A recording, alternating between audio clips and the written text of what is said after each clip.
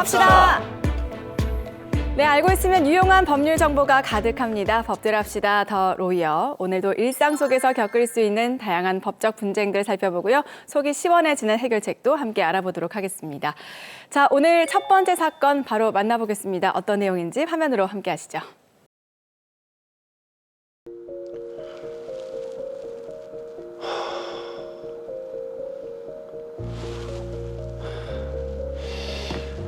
이 감기몸살 있다더만 약 먹고 자나? 이 그나저나 이 나쁜 일은 다가오는데 이 도영이 이 자식은 일을 잘 안 나오니 혼자 살아도 어찌 맞춰봐야지.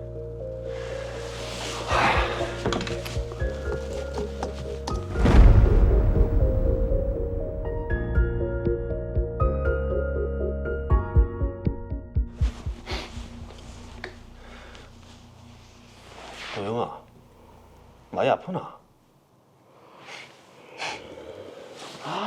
이 새끼 또 술 마셨네 이거. 왜 박도영, 일로 와봐라. 일로 와라 얼른. 아씨.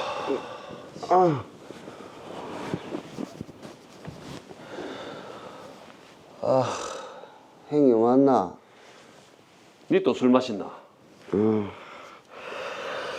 그게 이 마음이 너무 괴로워서 이 딱 한 잔만 마신다니 그만. 니 버린 부부 찾고 싶어서 그러나? 형님아, 아니 형님은 형님 낳아준 사람이 누군지도 안 궁금하나? 자식 고아원에 버린 사람 하나도 안 궁금하다. 도영아, 니한테는 내가 있다 아이가. 우리 비록 혈육은 아니지만은 고아원에서 서로 의지하면서 친형제처럼 지냈잖아. 이제 우울한 마음 다 털어내라. 그게 잘 안 된다. 아니 그렇다고 매일 이렇게 술을 마시면 어쩌노? 니 간암으로 고생할 동안 생각 안 나나? 힘들게 완치 판정 받아놓고는 또 입을 술이 대나? 내가 니 간병한 거 생각하면은 미안하다 형님아. 내 이제 술 절대로 안 마실게. 제발 정신 좀 차리라. 어? 환자분 간경변에 혈액 응고병증도 있습니다. 간경변에 혈액 응고병증. 형님이 이 사실 알면 술도 못 마시게 하겠지. 그만 마셔야죠.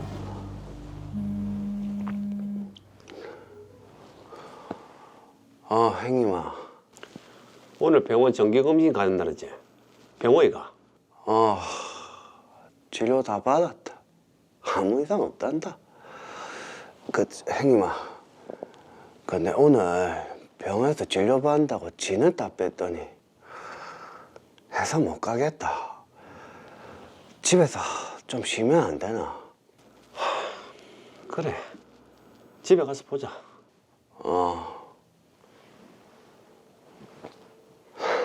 너무 의욕이 없는 사람처럼 보이는데요.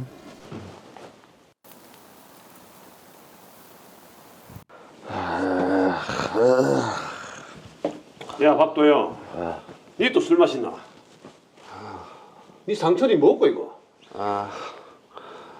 집 앞에 왜 공사 자재들이 있다 아이가. 그러게 그냥 넘어졌다.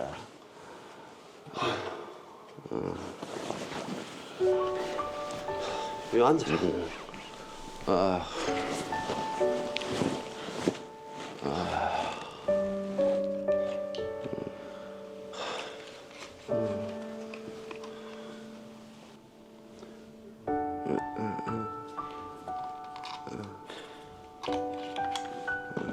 도영아, 이제 제발 술 좀 그만 마시고 예전처럼 형님하고 열심히 좀 일하자. 아니 네가 안 나오니까 이 혼자 하려니까 너무 힘들다 도영아. 알겠다 형님. 내가 잘못했다. 얼른 들어가 자자. 응. 내일 같이 출근하자. 잉? 응. 아.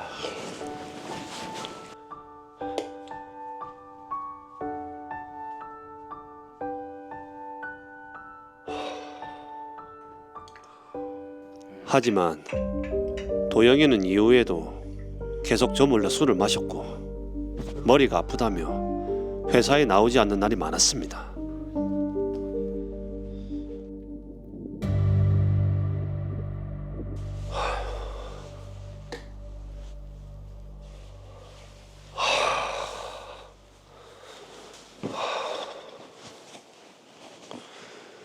이 자식이 또 술 마시러 나갔네.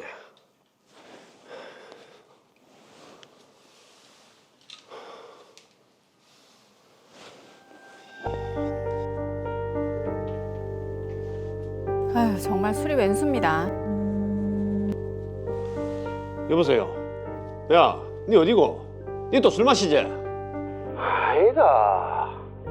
형님아, 집에 있으면 계속 술 생각이 나서 운동하러 왔다. 이제 들어갈 거다. 빨리 들어온나? 누가 봐도 술을 마시는 목소리인데요. 뭐? 금방 온다고? 새벽 2시가 다 돼가구만.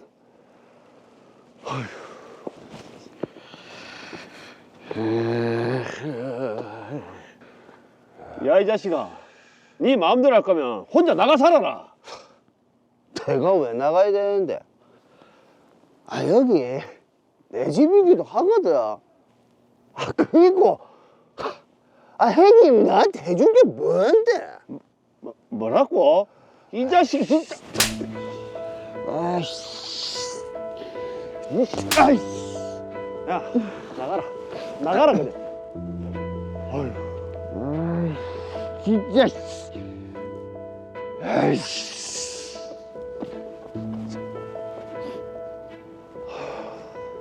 아무리 화가 나도 때리는 건 아니었는데.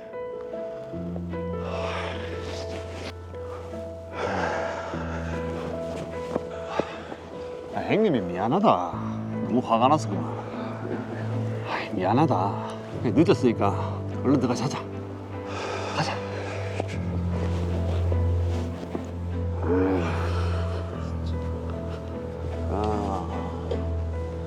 자자, 조심해.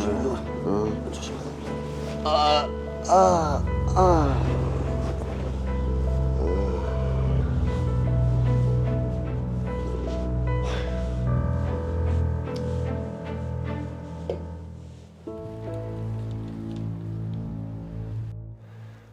잘 자네.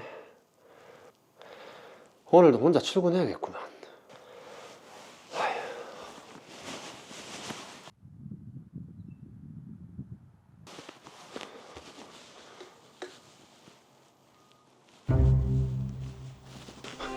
도영아, 도영아, 도영아. 여보세요. 거기 119죠.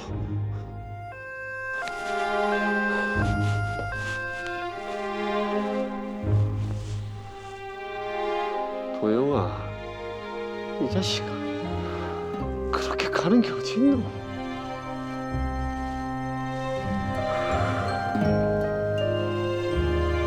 김정은 씨 되시죠? 예, 근데 누구신지? 박도영 씨 폭행치사 피의자로 체포합니다. 예?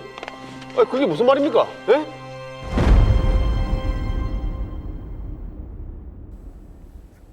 네, 정말 안타까운 사연입니다. 자, 우선에 김정원 씨가 지금 박도영 씨 폭행치사 혐의로 이제 체포가 됐는데요. 자, 강동구 변호사님, 이 폭행치사는 일단 어떤 죄입니까? 네, 김종원 씨가 받고 있는 범죄 혐의인 폭행치사는 폭행으로 인하여 사람을 사망에 이르게 한 경우 성립하는 범죄입니다. 폭행치사가 성립하는 경우에는 형법 제262조와 제259조에 따라 3년 이상의 유기징역에 처해집니다. 네. 자, 일단 저희가 보기에는 김종원 씨가 좀 정신 좀 차려라. 뭔가 훈계 차원에서 뺨을 2대를 때린 것 같은데 이게 생명에 지장이 있을 정도는 아니었던 것 같거든요. 이것도 폭행치사에 해당이 될까요? 우선 폭행치사가 성립하기 위한 요건을 살펴봐야 합니다. 폭행치사가 성립하기 위해서는 김종원 씨의 폭행과 박도영 씨의 사망 사이에 인과관계가 있어야 하며 또한 폭행치사죄는 결과적 가중범이기 때문에 행위자에게 형법 제15조 제2항에 따라 무거운 결과인 사망에 대하여 예견 가능성이라는 것이 필요합니다. 네.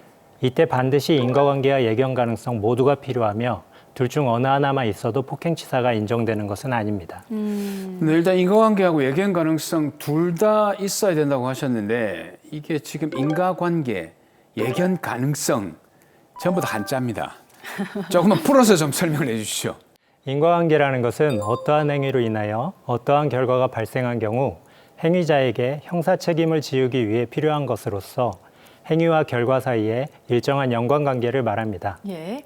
예견 가능성이라는 것은 어떠한 결과에 대하여 행위자가 행위 시에 그 결과를 예견할 수 있었는지 여부, 즉 과실이 있었는지를 말한다고 할 수 있습니다. 드라마 사례에서 김종원 씨가 박도영 씨의 뺨을 때린 행위, 즉 폭행을 했고 이로 인해 박도영 씨가 사망했다고 인정될 수 있는지가 인과관계의 문제입니다. 예. 그리고 김종원 씨가 박도영 씨를 폭행하는 당시에 박도영 씨가 사망할 수도 있다는 점을 대해서 예견할 수 있었는지 여부가 예견 가능성의 문제라고 할 수 있습니다. 자, 그러면 그 인과관계와 예견 가능성은 어떻게 판단할 수 있습니까? 네, 우선 인과관계가 있었는지 여부와 관련해서 우리 법원은 상당 인과관계설 입장에서 일반 경험칙상 충분히 예견할 수 있었는지 네. 또는 통상 예견할 수 있었는지 여부로 인과관계를 인정하고 있습니다. 자, 그렇다면 예견 가능성은 어떻습니까? 네, 아까 제가 잠시 말씀드렸다시피 예견 가능성은 과실이라고도 볼 수 있는데요. 예. 예견 가능성이 있었는지 여부에 대해서는 과실범의 경우와 동일하게 객관적으로 판단하게 됩니다. 즉, 우리 법원은 이를 행위 당시에 일반인의 경험칙상 또는 통상적으로 일반인이 예견할 수 있었는지 여부로 판단하고 있습니다. 근데 이제 폭행치사가 성립하기 위해서 2가지 모두 인정돼야 된다고 하셨는데 일단 원인과 결과 사이에 인과관계가 있다면 굳이 예견 가능성까지 필요하게 된 이유가 있나요? 네, 역시 사무장님 예리한 질문이십니다. 그럴 줄 알았습니다. 폭행치사는 폭행으로 인하여 사망이라는 중한 결과가 발생하는 결과적 가중범인데요.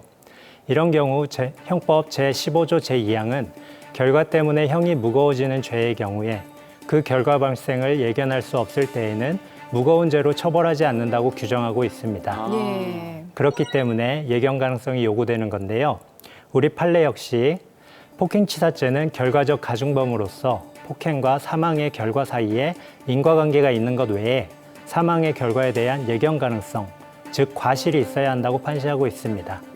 따라서 폭행 당시 김종원 씨에게 박도영 씨 사망에 대한 예견 가능성이 없었다면 중한 결과인 폭행치사가 아닌 폭행죄만 인정되는 겁니다.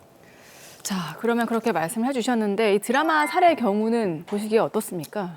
솔직히 그 질문은 확정적으로 답하기가 너무 어려운 질문인데요. 네. 제가 드라마 사례와 매우 유사한 사건을 담당한 적이 있었습니다. 그때도 정말 힘들고 고민을 많이 했던 것으로 기억하는데요. 예. 사건을 법률적으로만 접근을 하려 하니 처음에는 피고인이 자신의 잘못을 인정하고 반성하면서 선처를 바라는 것이 옳지 않을까 하는 생각도 들었습니다. 그러나 제가 변호인이 아닌 일반인이라고 생각하고 사건을 다시 바라보니 2가지 의문점이 발견됐습니다. 궁금합니다. 2가지 의문점 어떤 부분이었습니까? 제가 아까 인과관계와 예견 가능성에 대해 말씀드릴 때 공통적으로 일반인의 경험칙이라는 말을 했었는데요. 네. 그렇죠? 즉 우리 사회 구성원들의 지식과 경험에 비춰 생각하고 판단하는 겁니다. 예.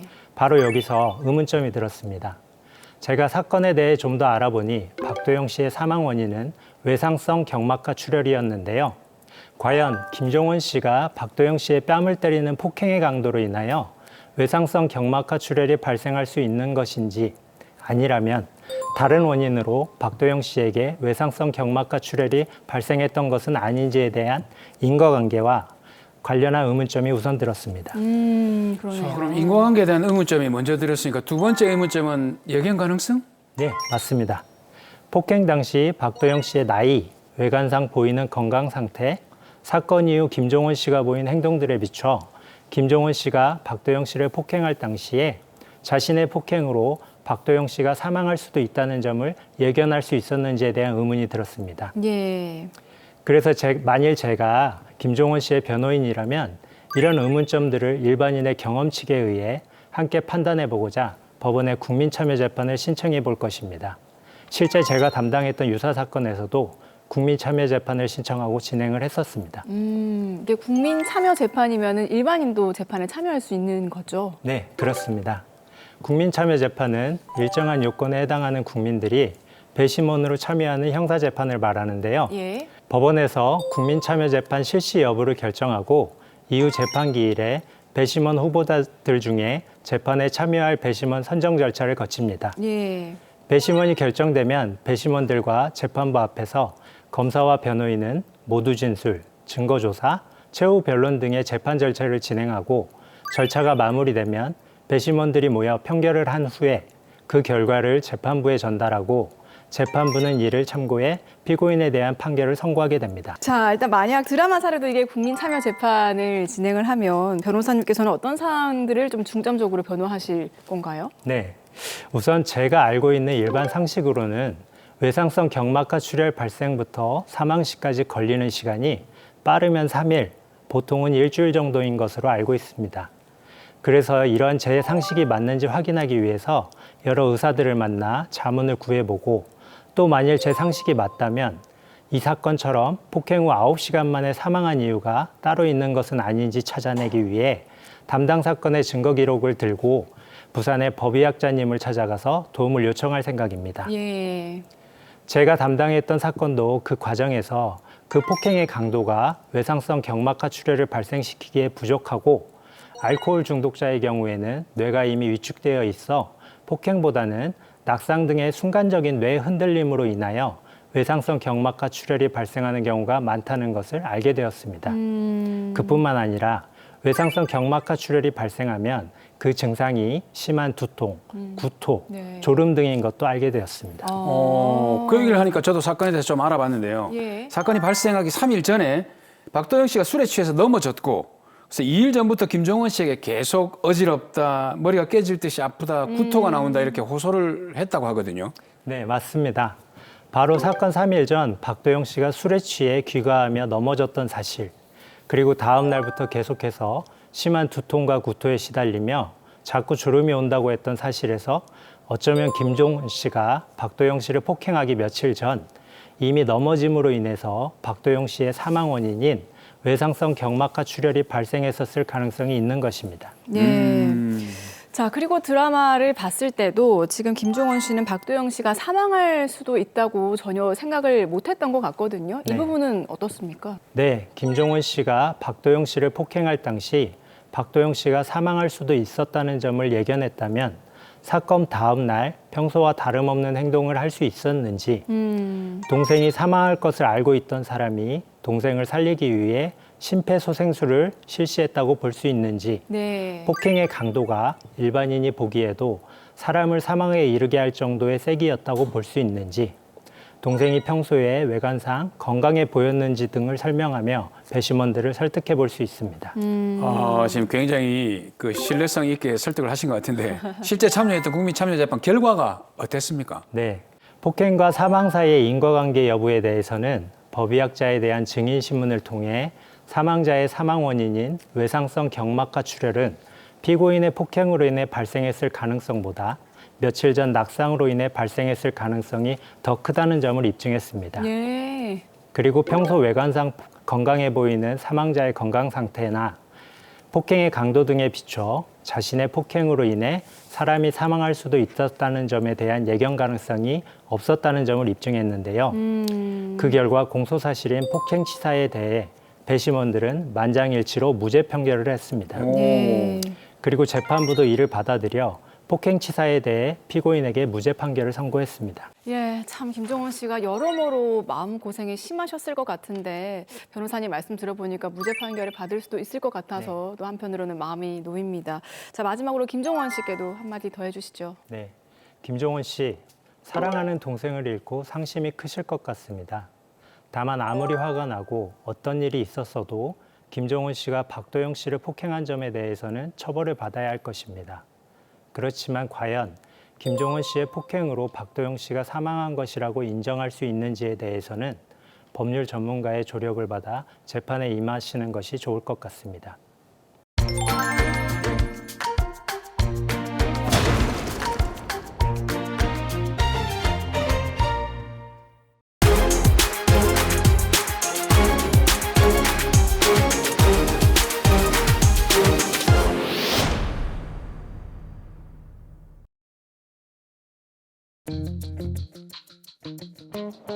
아, 주차가 뭐지 됐다는 거고. 또 아가씨예요? 아, 또 그 아줌마네. 아, 네. 같이 사는 아파트에서 매번 이러면 어쩌자는 겁니까? 주차 라인이 엄연히 꺼져 있는데 그걸 넘어서 주차하면 안 되지. 경비도 아니고 주차 요원도 아니면서 이 아줌마 매번 진짜 너무하네. 같이 공동생활하는 곳인데 규칙 좀 딱딱 지킵시다. 예? 네, 죄송합니다.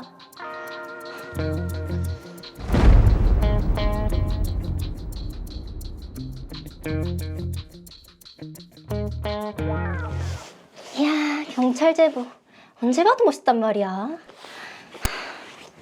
아, 내가 경찰이나 소방관 같은 공무원이 됐어야 되는데 그놈의 국어가 내 발목을 잡았네. 아, 경찰복이 본인 게 아니군요. 오늘 커뮤니티에는 뭐가 올라왔나 좀 볼까.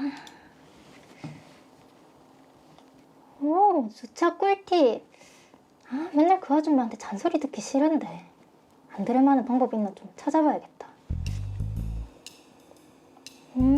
차에 검찰이나 경찰 마크를 붙이고 다니면 차 빼달라는 연락도 없고 주정차 위반 단속도 좀 덜하다고. 그렇지, 공무 집행 중이라 생각할 거니까 단속이 좀 덜하겠네. 오케이.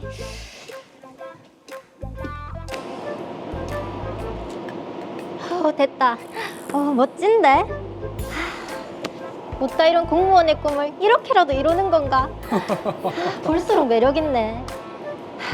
이제 주차 시비 건 사람들 없겠지? 그럼 출발해볼까? 매우 매력적인 일이 발생할 것 같은데요.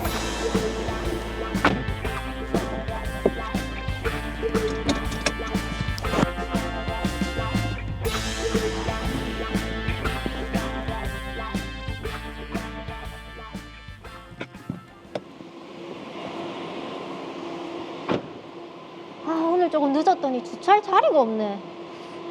다들 이중 주차하는 데니까 괜찮겠지?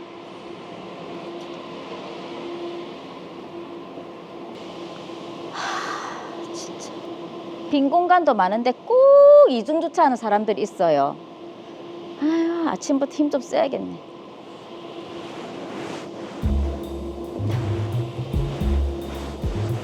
아이고, 브레이크를 잠궈 놓으신 모양인데요. 뭐고? 이중 주차하면서 주차 브레이크를 잠그면 어쩌자는 거고? 진짜 매너 똥이네.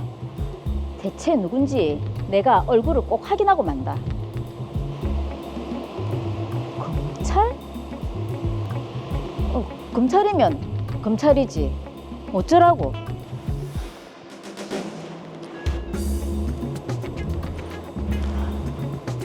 아, 당장 내려와서 차 빼요.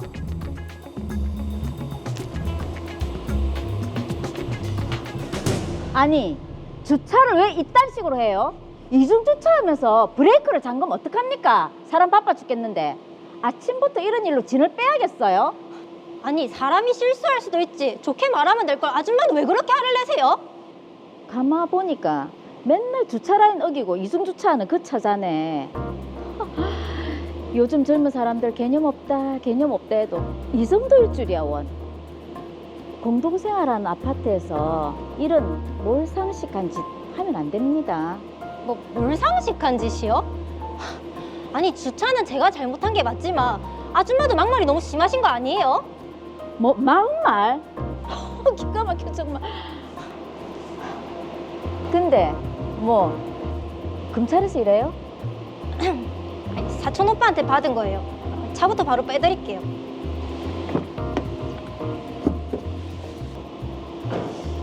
전에 주차 라인 얘기할 때는 저런 거 안 붙어 있었던 것 같은데.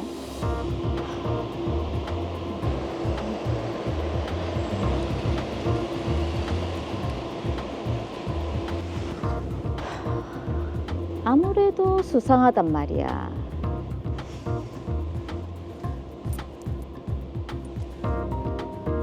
경찰서죠. 여기 로이 아파트인데요. 검찰을 사칭하고 다니는 사람이 있어서 신고 좀 하려고요.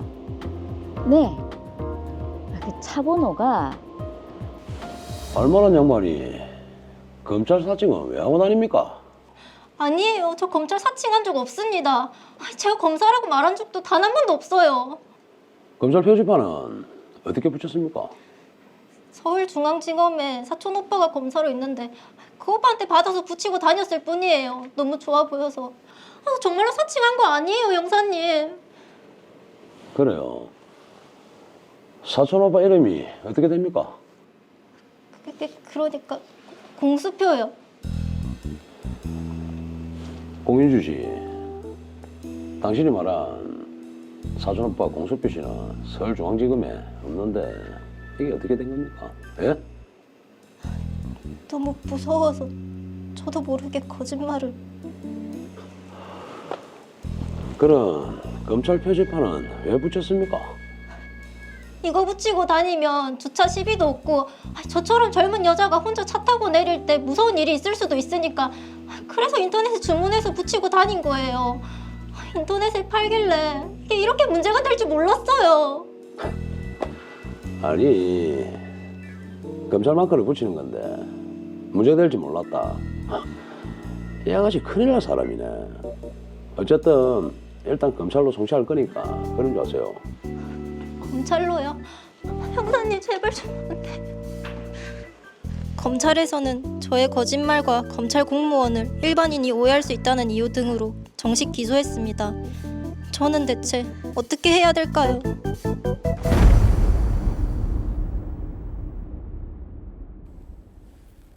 네, 공현주 씨가 일단 정식 기소됐다고 하는데요. 자, 윤영준 변호사님, 자, 지금 어떤 혐의가 적용이 됐습니까?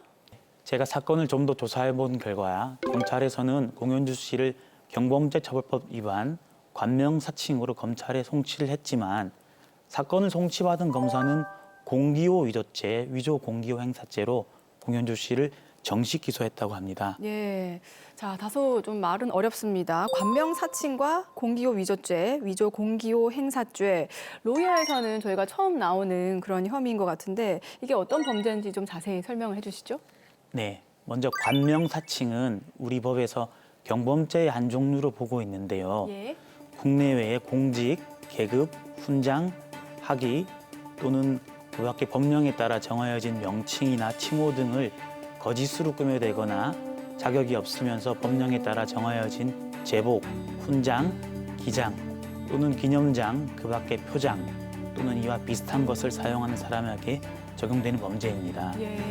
야, 검찰 마크를 붙여하고 다니면서 사칭을 했다. 일단 경찰 조사 단계에서는 경범죄 처벌이나 아니면 관명사칭으로 일단은 기소 의견 송치를 했는데 검찰에서는 좀 더 중한죄인 공기호 위조죄, 위조한 공기호 행사죄 이렇게 중한죄로 기소를 했는데 이유가 뭡니까? 사건을 송치받은 검사가 확인한 결과 공현주 씨가 20살 무렵에 경찰관을 사칭하다가 형사처벌을 받은 전력이 있고 수사기관에서도 사촌 오빠가 검사라고 거짓말을 했지 않습니까? 네. 그런데다 일반인에게 영향력이 매우 큰 검찰 공무원으로 오해할 수 있는 표지판을 부착하고 다닌 사정을 고려해서 경범죄처벌법으로 약하게 처벌하는 것은 좀 부족하다고 생각해서 네. 공기호 위조죄, 위조 공기호 행사죄로 정식 기소를 했다고 합니다.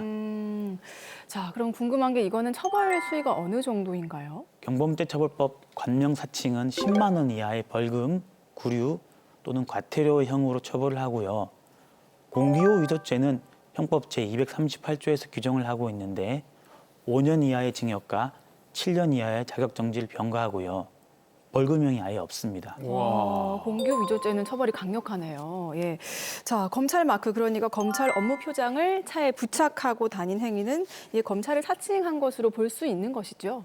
네, 공무원 자격 사칭죄의 경우 형법 제118조에서 규정하고 있는데요. 3년 이하의 징역 또는 700만 원 이하의 벌금에 처해질 수 있는데요. 지금 공현주 씨가 검찰을 사칭했다고 하는 부분에 대해서는 좀 더 따져봐야 할 부분이 있을 것으로 보입니다. 따져봐야 한다는 거는 검찰 사칭이 아닐 수도 있다 이런 얘기인가요? 시청자분들께서는 드라마를 보면서 당연히 처벌받는 것 아니야 하고 생각하실 수 있지만 예. 우리 법원의 입장은 좀 다릅니다. 사칭 행위를 규제하지 않으면 사회 혼란이 발생할 것임에 다툼이 없을 정도면 된다라는 것이 그 입장입니다. 자, 그러면 지금 공현주 씨가 사촌 오빠한테 검찰 마크를 받은 것이다라고 이렇게 얘기를 했는데 이 부분은 어떻습니까? 이 경우에는 공무원 자격 사칭죄 혐의를 우선 따져봐야 하는데요. 예. 경찰을 예로 들어보자면 내가 경찰이다라고 말하는 것만으로는 죄가 될까요, 사무장님? 새로 오신 분들도 그렇고 저한테 자꾸 질문하는데 근데 이게 말만 하는 거 가지고는 사칭이 안 되는 거 아닌가요? 어떻습니까? 맞습니다. 말하는 것만으로는 죄가 안 되고요. 여기서 더 나아가 경찰관의 직무에 관한 직권을 행사하는 행위까지 해야만 처벌이 됩니다. 예. 그러니까 신분증 제시를 요구한다거나 수색, 도로 통제 등등 경찰 직무를 행사해야만 공무원 자격 사칭죄가 성립하게 되는 것이죠. 드라마에서 공현주 씨는 다른 사람에게 자신이 검사나 검찰 공무원이라고는 행세를 한 적도 없고요. 검찰 마크를 이용해서 검찰 공무원의 직무를 행사한 적도 없지 않습니까? 그렇죠. 그런데 법정형이 가장 높고 벌금형도 없이 징역형만 규정된 공기호 위조죄로 처벌하는 것은 다소 과도하다고 볼 여지도 있습니다. 자, 그런데 뭐 전혀 관련이 없고 사실이 아닌 상황인데 공현주 씨가 검찰 마크를 이용한 거는 명백한 사실이잖아요. 이용한 건 사실이 맞습니다. 예. 여기서 사용한 마크가 형법상 공기호인지가 문제되는데요. 우리가 보통 생각할 때는 공공기관에서 사용하는 마크, 그러니까 기호에는 언제나 증명 기능이 있다고 생각하죠. 예. 그런데 그렇게 되면 보통 체포, 구속, 압수수색, 영장에 직인 대신 법원이나 검찰 마크만 기재해도 집행이 가능해지게 되겠죠.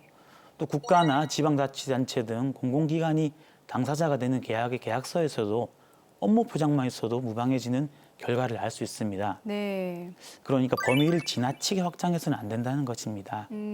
자, 그러니까 검찰 마크만 있다고 해서 이게 무조건 검찰임이 증명되는 것은 아니다. 이런 말씀이시네요. 맞습니다.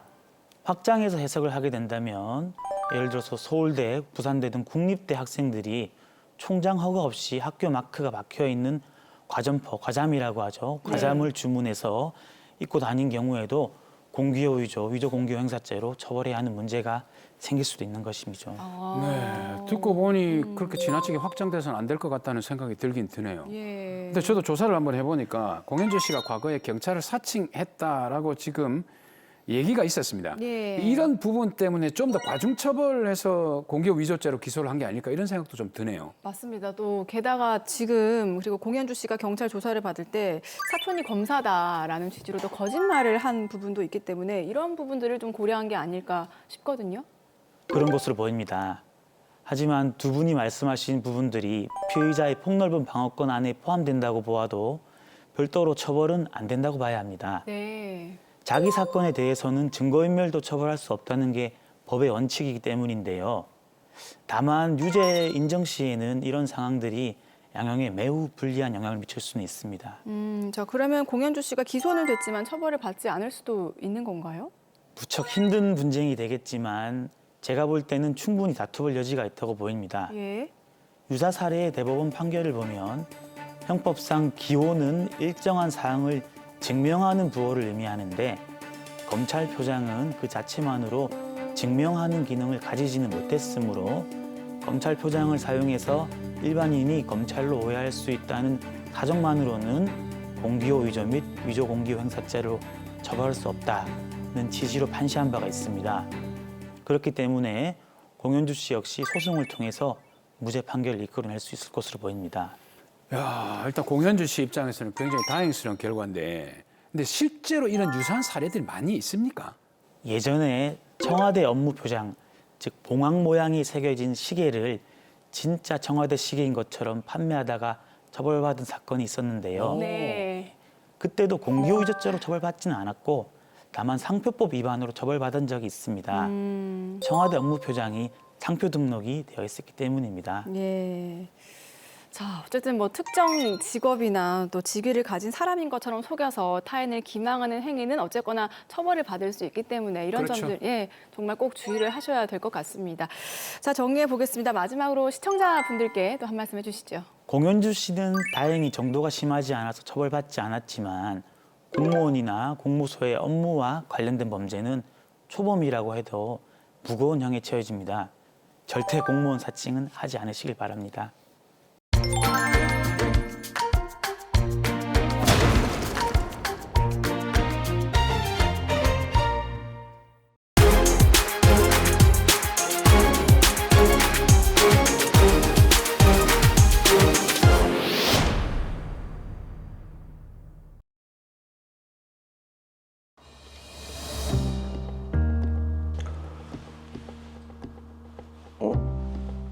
왜 정기 상여금이 안 들어왔지?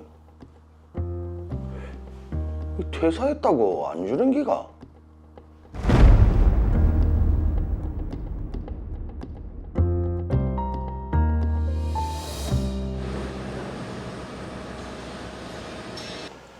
박정우 씨, 우리 회사에 입사한 걸 축하드리고 앞으로 열심히 일해주세요.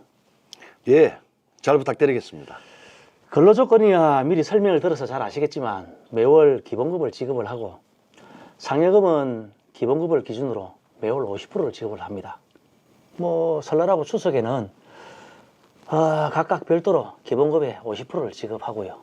뭐 이런 내용은 단체 협약이나 취업 규칙에도 잘 나와 있으니까 한번 잘 살펴보시면 되고. 예. 자, 그럼 여기 사인해 주시고. 예. 한번 읽어보시고. 잘해봅시다. 예, 잘 부탁드리겠습니다. 그렇게 저는 로이어 제조회사 생산직에서 일하게 됐습니다. 커피 한잔 하고 이럴까요? 오케이.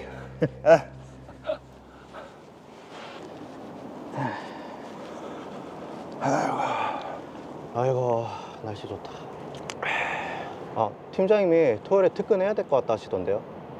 토요일에? 행님 안 돼요? 요즘 계속 토요일에 근무를 했잖아. 그래서 이번 토요일에는 애들 데리고 어디 놀러 나갈까 했지. 물량 맞추려면 이번 달은 토요일 계속 특근해야 된다 하던데요. 아이고, 초과 근무, 주말 근무해도 월급은 그대로더라 아이가.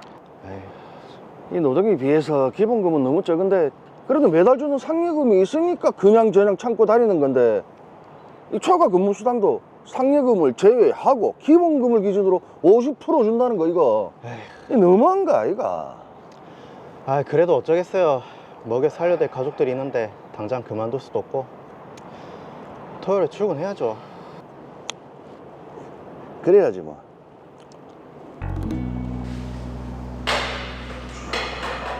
노동 강도에 비해 적은 임금에 불만이 있었지만 가족을 위해 참고 일해왔습니다. 아이고.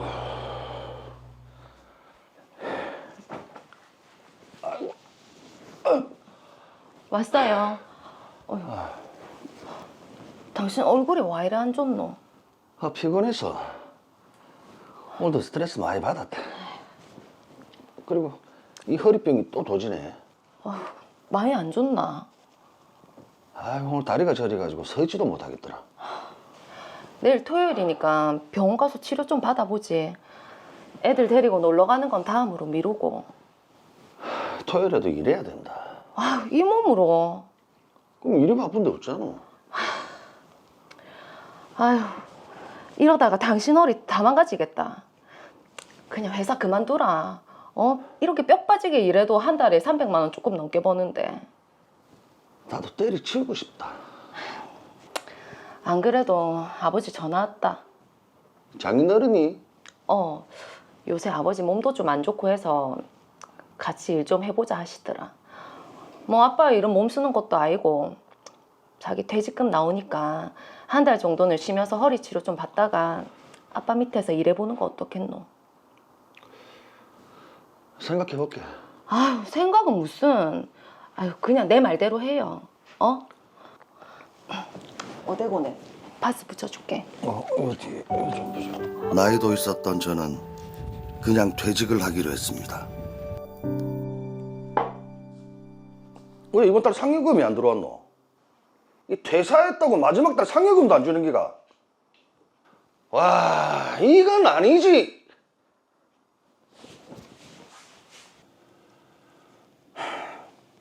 사장님, 마지막 달 월급 명세서를 보니까 상여금이 지급 안 됐던데요. 당연히 지급이 안 되지요. 아니 왜요? 상여금은 지급 당시 재직 중인 자에 한하여 지급한다고 규정이 되어 있습니다. 우리 회사 정기 상여금 지급일이 25일인데 박정우 씨는 23일 날 퇴사했잖아요. 아이고. 재직자가 아니니까 당연히 지급할 의무가 없죠. 이 너무하신 거 아닙니까? 근데 따져 묻는 김에 할 말은 다 해야 되겠습니다. 다른 직원들도 이것 때문에 불만이 많았는데요. 어떤 부분이요? 매월 정기적으로 지급되는 상여금도 통상임금에 포함시켜야 되는 거 아닙니까? 제가 알아보니까 기본금이랑 상여금을 포함한 금액을 기준으로 법적 수당을 지급해야 된다고 들었습니다. 그러니까 제 퇴직금도 기본금이랑 상여금을 포함한 금액에서 정산을 해주셔야죠. 매월 지급되는 정기 상여금은 조건부 아닙니까? 조건이 있는데 통상임금에 해당이 안 됩니다. 어디 법대로 한번 따져봅시다. 예, 어디 마음대로 해보세요.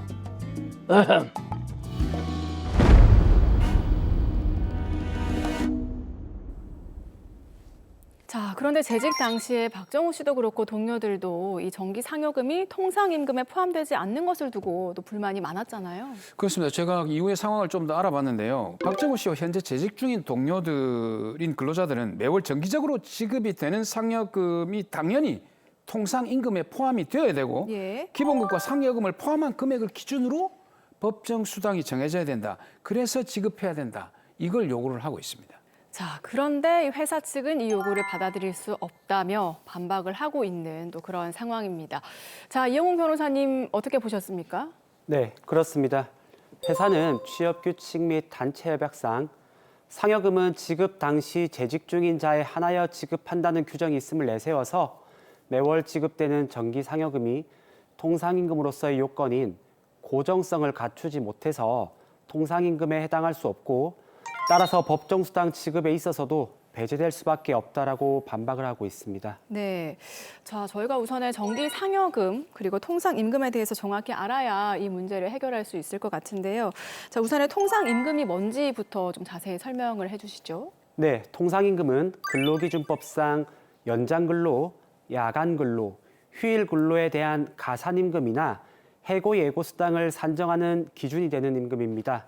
근로기준법은 연장, 야간, 휴일 근로 등에 대한 법정 수당, 즉 가산임금을 지급함에 있어서 통상임금의 150%를 지급하도록 규정을 하고 있기 때문에 법정 수당 등 지급에 있어서 직접적인 영향을 미치는 중요한 부분입니다. 예.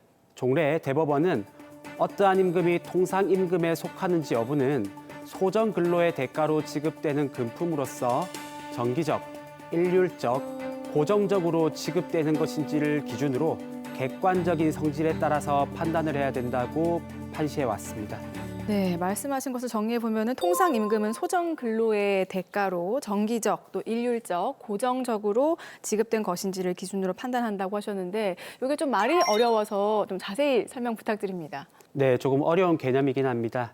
우선 정기성은 일정한 간격을 두고 계속적으로 지급되어야 한다는 조건을 의미합니다. 예. 그리고 일률성은 모든 근로자나 일정한 조건 또는 일정한 기준에 달한 모든 근로자에게 일률적으로 지급되어야 한다는 조건을 의미합니다. 예. 그리고 고정성은 임의의 날에 소정 근로를 제공하면 추가적인 조건의 충족 여부와 무관하게 당연하게 지급될 것이 예정되어 있어서 임금의 지급 여부나 지급액이 사전에 확정되어 있어야 한다는 것을 의미합니다. 드라마 사례에서 보면 매달 25일에 정기 상여금을 지급한다고 했는데 이런 것들이 그 고정성과 관계된 건가요? 네, 사무장님 말씀이 맞습니다. 그런데 여기서 문제가 발생을 하는데요. 근로자가 근로계약을 체결할 당시에 퇴직하는 달에 25일까지 근무를 하고 퇴직을 한다고 단정할 수는 없을 것입니다. 네. 네, 사안의 경우와 같이 회사가 25일에 임금을 지급하면서 임금 지급일까지 근무한 사람에 대하여만 정기 상여금을 지급한다고 할 경우에 근로자가 퇴직하는 달에 24일까지만 근무를 하게 되면 정기 상여금을 지급받을 수 있는 조건을 충족할 수가 없게 되는 것입니다. 예. 따라서 해당 월에 정기 상여금은 받지 못하게 됩니다. 즉, 정기 상여금 지급이 재직 조건에 의존하고 있기 때문에 해당 월의 1일부터 퇴직일까지 근무를 한 데 대해서는 정기 상여금이 전혀 지급되지가 않는 것입니다. 예. 이러한 이유로 회사 측은 정기 상여금이 고정성 요건을 충족하지 못했기 때문에 통상임금에 해당하지 않는다고 주장을 했고 우리 종래 대법원 역시 동일한 취지로 판시를 해왔습니다. 자, 그런데 근로자 입장에서는 조금 부당하다라고 생각이 들 것 같습니다. 퇴직하는 달 24일까지 근무했는데 이게 25일, 단 하루 근무를 하지 않았다고 해서 지금 상여금을 받을 수가 없고 또 통상임금에도 해당하지 않는다고 하니까 불만이 많겠는데요? 네, 그럴 수도 있습니다. 그리고 실제로도 그런 이유로 고정성이라는 요건은 계속해서 논란이 되어 왔는데요.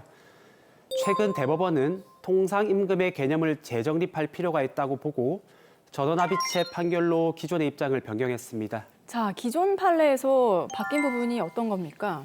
최근 전원합의체는 종전 판례가 제시한 고정성 개념을 통상임금의 개념적 징표로 계속 유지할 것인지 그렇지 않다면 통상임금의 개념과 판단 기준을 어떻게 재정립할지 여부가 쟁점이 되었습니다.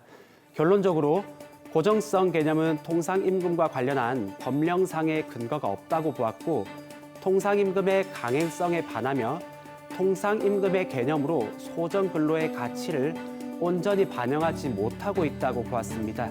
특히 통상임금은 법정수당의 기준이 된다는 측면에서 연장근로의 억제라고 하는 근로기준법상의 취지에 부합해야 한다고 보았고 이러한 측면에 있어서도 고정성이 통상임금의 요건이 되어서는 안 된다고 판단을 했습니다. 항상 대법원은 좀 길게 얘기하지만 제가 줄여서 설명을 해드리면 어쨌든 이 지금 통상임금 판단할 때 고정성을 제외한다 이런 얘기 아닙니까? 네, 그렇습니다. 어떠한 임금이 통상임금에 해당하는지는 근로자가 소정근로를 온전하게 제공하면 그 대가로서 정기적, 일률적으로 지급하도록 정하여져 있는지를 기준으로 판단을 하고 그러한 임금은 그에 부과된 조건의 존부 그리고 성취 가능성과는 무관하게 통상임금에 해당한다고 통상임금의 개념과 판단 기준을 재정립했습니다. 자, 그러면 궁금한 게요. 지금 드라마의 경우에 재직자 조건 정기 상여금이 이게 통상임금에 해당할까요? 네, 해당할 것으로 보입니다. 예. 사안의 경우에 기본급이 100만 원이고 정기 상여금이 50만 원이라고 가정을 해보겠습니다. 예. 만약 사안의 정기 상여금이 통상임금에 해당하지 않는 것으로 평가된다면 법정 근로시간 내 근무하는 경우에도 기본급 100만 원과 정기 상여금 50만 원을 더해서 150만 원에 해당하는 급여를 받게 되는 반면에 연장 근로를 할 경우에도 기본급만을 통상임금으로 보기 때문에 그의 50%를 가산한 임금인 150만 원을 지급받게 되는 것입니다. 네. 결국 법정 근로시간 내에 근무하든 초과 근무를 하든 동일한 급여를 지급받는 결과가 초래가 되는 것입니다. 그러네요. 네, 이는 연장 근로 등을 억제하려고 하는 근로기준법의 취지에 부합하지 않습니다. 이러한 사정 및 최근 전원합의체 판결에 따르면 통상임금에 해당하는 것으로 보이고 따라서 법정수당을 산정함에 있어서도 정기 상여금이 고려될 것으로 보입니다. 네. 전 이것도 궁금한데요. 판례가 바뀌었지 않습니까? 그렇다면 이제 수당에 어떠한 조건이 붙더라도 그 수당은 통상임금에서 제외할 수 없다 이렇게 되는 건가요? 꼭 그렇지는 않습니다. 대법원은 재직자 조건이 부과된 사안 외에 일정 재직일을 근무한 경우에 한하여 정기 상여금을 지급한다는 규정이 부과된 경우에도 통상임금 인정에 장애가 되지 않는다고 판단을 했는데요. 네. 하지만 근로자의 근무 실적에 따라서 지급되는 성과급은 일정한 업무 성과나 평가 결과를 충족하여야만 지급되는 것이기 때문에 고정성을 제외하더라도 소정 근로의 대가성을 인정하기 어렵다고 보아서 통상임금에 해당하지 않는다고 판단을 했습니다. 네. 대표적인 재직자 조건 그리고 근무일수 조건이 통상임금성을 부정하는 요소가 아니라는 것이 대상 판결의 요지로서 통상임금의 범위가 확대된 것은 맞습니다. 하지만 어떠한 조건을 두더라도 통상임금에서 제외할 수 없다고 판단하기에는 어려움이 있는 것입니다. 일단 성과급은 통상임금에 해당하지는 않는다. 자, 그러면 그 변경된 전원합의체 이 판례는 언제부터 적용이 됩니까? 네, 중요한 부분을 말씀해 주셨습니다. 대법원은 2024년 12월 9일에 전원합의체 판결을 선고함과 동시에 위 판결의 적용에 대한 그런 범위를 명시를 했는데요. 예. 새로운 판결에 의해서 법적 안정성 등이 훼손되는 것을 막기 위해서 위 판결 선고일 이후에 제공된 연장근로 등에 대해서 바뀐 법리가 적용이 되고 위 판결 선고일 이전까지 제공된 연장근로 등에 대해서는 종전 법리가 적용이 됩니다. 네. 다만 위 대법원 사안 자체 그리고 위 대법원 판결 선고 이전에 이미 동일한 쟁점으로 소송이 제기되어 있는 경우에는 이를 병행 사건으로 보고 병행 사건의 당사자들도 스스로의 비용으로 그리고 스스로의 노력으로 소송을 제기해서 통상임금의 범위를 다투고 권리구제를 적극적으로 도모함으로써 판례 변경에 함께 기여를 한 주체라고 보았습니다. 예. 따라서 위와 같은 병행 사건의 경우 역시 종전 연장근로 등에 대해서도 바뀐 법리가 적용될 수 있다라고 판단을 했습니다. 일단은 그러니까 소급표를 인정하지 않겠다라는 결론인 것 같은데 맞습니다. 어쨌든 그래도 대법원 판결 선고 이전까지 소를 제기한 사람은 1심이라도 제기를 한 사람은 같은 그 효과를 받을 수 있다 이 말이네, 그죠? 네, 그렇습니다. 대법원 판결 선고 이전에 이미 소를 제기한 사람의 경우에는 바뀐 판례 법리에 따라서 권리구제를 받을 수가 있습니다. 대법원 판결 선고 전 소송을 제기하지 않은 경우에는 연장근로 등에 대해서는 바뀐 법리를 기준으로 법정수당을 재산정해 줄 것을 요구하기는 어렵겠습니다. 자, 통상임금, 상여금을 제가 검색을 해보니까 정말 많은 질문들이 있더라고요. 그렇죠. 그만큼 근로자들이 좀 많이 궁금해하는 부분이고 또 헷갈려하는 부분인 것 같은데, 자, 마지막으로 근로자분들께도 한 말씀 더 해주시죠. 자신이 재직 중인 회사에 정기 상여금을 지급함에도 불구하고 재직자 조건이 부과되어 있음을 이유로 법정 수당 산정에 있어서 정기 상여금을 포함하고 있지 않다면 이는 임금 미지급 등 문제에 해당할 수가 있습니다. 이러한 경우 회사 측에 정기 상여금을 포함해서 법정 수당을 지급해 줄 것을 요구할 필요가 있겠습니다. 이와 관련해서 어려움이 있을 경우에는 법률 전문가의 조력을 받을 것을 권해드립니다.